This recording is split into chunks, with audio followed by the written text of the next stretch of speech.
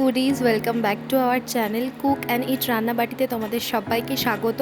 তো আমি চলে এসেছি আজকে আবার একটি নতুন রেসিপি নিয়ে। তো আজকে আমরা রান্না করব থোর ঘন্ট। তো তোমরা এটাকে থোরই বলতে পারো, খুব একটা প্রচলিত না হয়তো। তো কিভাবে খুব সহজেই সুস্বাদু এই পদটি তৈরি করে নেওয়া যায় আমরা দেখে নিই। তোমরা যদি আমার চ্যানেলে নতুন হয়ে থাকো তো প্লিজ সাবস্ক্রাইব করে দাও চ্যানেলটাকে, আর যাতে নতুন নতুন রান্নার ভিডিও তোমরা তাড়াতাড়ি পেয়ে যাও। ভিডিওর শুরুতে উপকরণগুলো দেয়া আছে, তোমরা চাইলে একবার দেখে নিতে পারো। তো রান্নাটি করার জন্য এখানে আমরা প্রথমে নিয়েছি থোরটাকে এইভাবে কেটে নিতে হবে, একদম সরু সরু করে। থোরটাকে সরু সরু করে কেটে নেওয়ার পরে ভালো করে ধুয়ে নিতে হবে, এটাতে আঠা থাকতে পারে।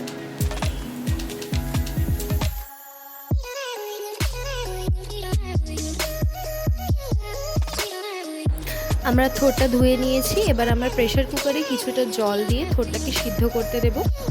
থোর সিদ্ধ করার সময় আপনারা চাইলে পরিমাণ মতো নুন এবং হলুদ এতে দিয়ে দিতে পারেন। আমি নুন হলুদ মিশিয়ে দিয়েছি।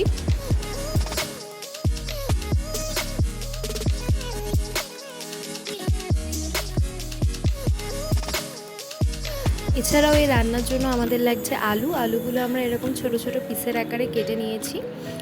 আলুগুলো ধুয়ে নেওয়া হয়ে গেছে, এবার আমরা চলে যাব রান্নার মশলাটায়। তো রান্নার মশলা বানাতে আমার এখানে লাগছে আদা দিয়ে দিয়েছি। এছাড়াও আমার লাগছে টমেটো, কাঁচা লঙ্কা এবং জিরে।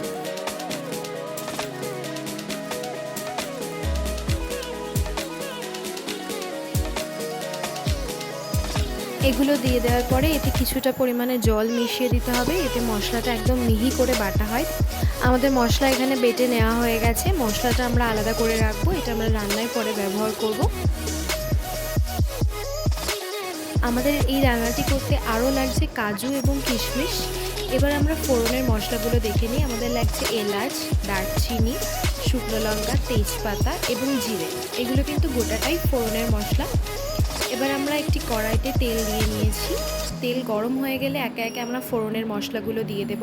প্রথমে আমরা দারচিনি দিয়ে দিয়েছি, তারপর এলাচ, এরপর একে একে শুকনো লঙ্কা, তেজপাতা এবং জিরে দিয়ে আমরা ফোড়নটা দিয়ে নেব।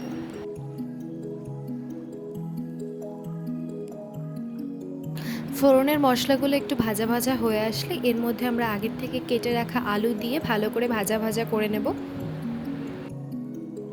আলুগুলো লালচে লালচে হয়ে আসলে এর মধ্যে আমরা কাজু আর কিশমিশগুলো দিয়ে নেব। আলুটাকে ভালোভাবে নাড়িয়ে চাড়িয়ে মিশিয়ে নিয়ে এর মধ্যে আমরা আগের থেকে তৈরি করে রাখা মশলাটা দিয়ে দিয়েছি। এরপর এতে একে একে নুন, হলুদ, চিনি পরিমাণ মতো দিয়ে দিতে হবে। দিয়ে এবার আমরা মশলাটাকে কষাবো। মশলা কষানো হয়ে গেলে আগের থেকে সিদ্ধ করে রাখা থোর এর মধ্যে দিয়ে দিতে হবে, দিয়ে ভালো করে নাড়িয়ে চাড়িয়ে মিশিয়ে নিতে হবে।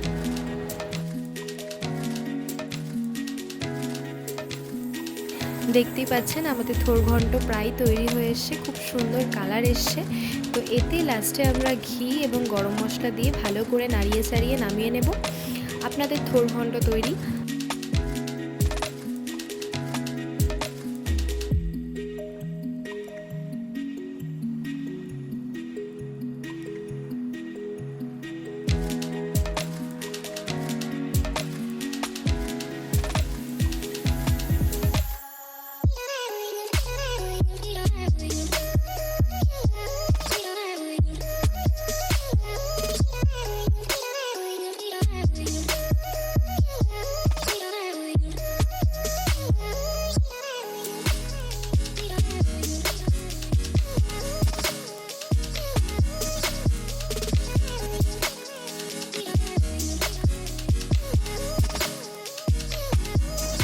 রেসিপিটি কেমন লাগলে অবশ্যই আমাকে জানাবেন, এবং রেসিপিটি ভালো লাগলে বাড়িতে বানিয়ে দেখবেন।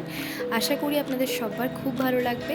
আর আমার চ্যানেলে নতুন হয়ে থাকলে চ্যানেলটি অবশ্যই সাবস্ক্রাইব করে পাশে থাকা বেল আইকনটি ক্লিক করে দেবেন, যাতে যে কোনো রান্নার রেসিপির নোটিফিকেশান সবার আগে আপনার কাছে পৌঁছে যায়। আর লাইক, কমেন্ট, শেয়ার করতে একদম ভুলবেন না। আজকের মতো এটুকুই, আবার দেখা হবে নতুন একটি রেসিপির সাথে।